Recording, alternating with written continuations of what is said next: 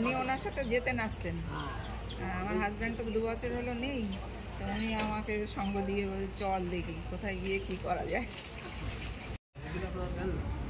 আপনি একবার উপরে উঠবেন, এখান থেকে উপরে আমি একটা শুটিং ছবি। দাদা হাত নামাও, ছবি দুজনে দাঁড়া আমায় নেওয়া ছবি, ছবি হবে। আমার কাছে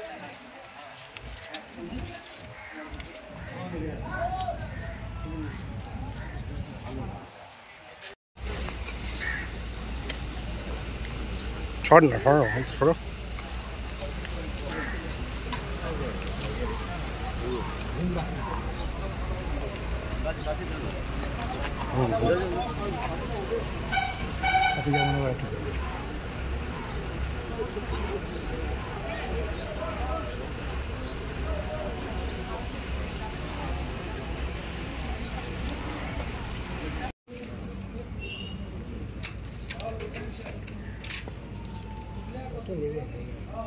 আমার লাগবে অন্য কিছু।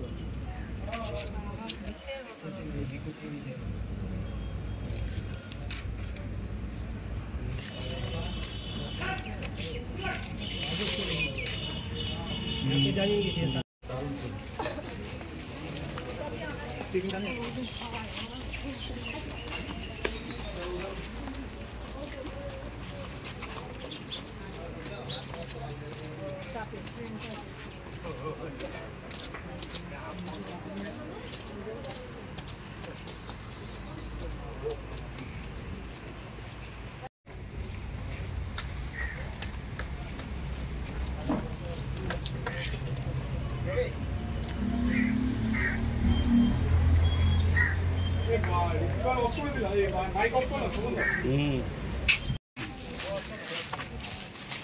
कैंप किधर लगा थे?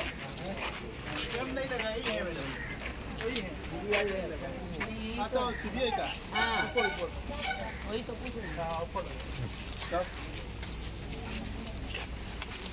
आस्ते आस्ते आस्ते आगे आगे ऊपर देखिए कि अवस्था है।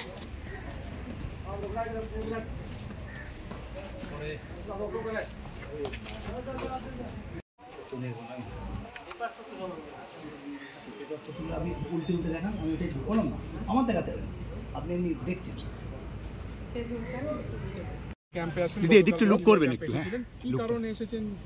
দেখুন সেদিনই আমি আপনাদের বলেছিলাম যে এখানে যা জোর জবরদস্তি করা হচ্ছে মহিলাদের উপরে, বিভিন্ন ধরনের জিনিস, যেটা বলুন আপনি যে গায়ে জোর দেখানো হচ্ছে, শিলাটা হানিটিকে নিয়ে, সেই দিনই তো আপনারা দেখলেন যে একজন মহিলাকে নিয়ে গিয়ে তার রেপ করে তাকে জলের কাছে ফেলে দিয়েছে। আর পুলিশ কিন্তু ওই মামলাতেও রেপের সেকশন দেয়নি, যেখানে মহিলা নিজে বলছে যে আমাকে উলঙ্গ করে আমার সঙ্গে এই ধরনের ঘটনা ঘটিয়েছে, সেখানে আপনি শুধু অ্যাসল্টের কথা বলেছেন, সেক্সুয়াল অ্যাসল্ট বলেননি। তো ওই ঘটনাগুলো আছে। আর বেরমুজুরে যা হচ্ছে সেটাও আপনারা সবাই দেখেছেন, যে একটা ফেক কেস দিয়ে পুলিশ সবারই নাম ঢেলে তাদেরকে বাড়ি থেকে রাতেবেলা এসে 2টোর সময় 3টোর সময় টেনে নিয়ে যাচ্ছে।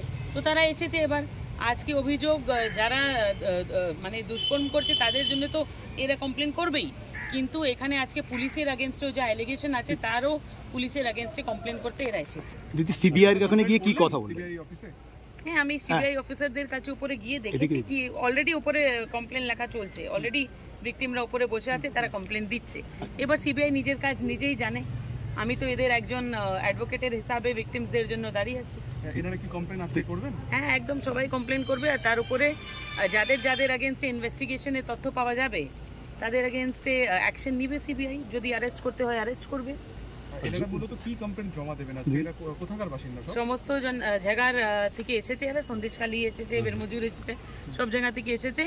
আর এদের অ্যালিগেশনস যদি প্রুভ হয়ে যায়, আমি আবার বলছি, ওই বাকরে কি মা কব তক খের মানায়গি। এই যারা এত হুঁশিয়ার হয়ে ঘুরছিল, সব ভিকটিমদেরকে ধরে ধরে জোর করে বলছো যে ভিডিও বানাও, যে কিছুই হয়নি, এবার কিন্তু সিবিআই এর হাত তাদের গলার অবধি পৌঁছে যাবে।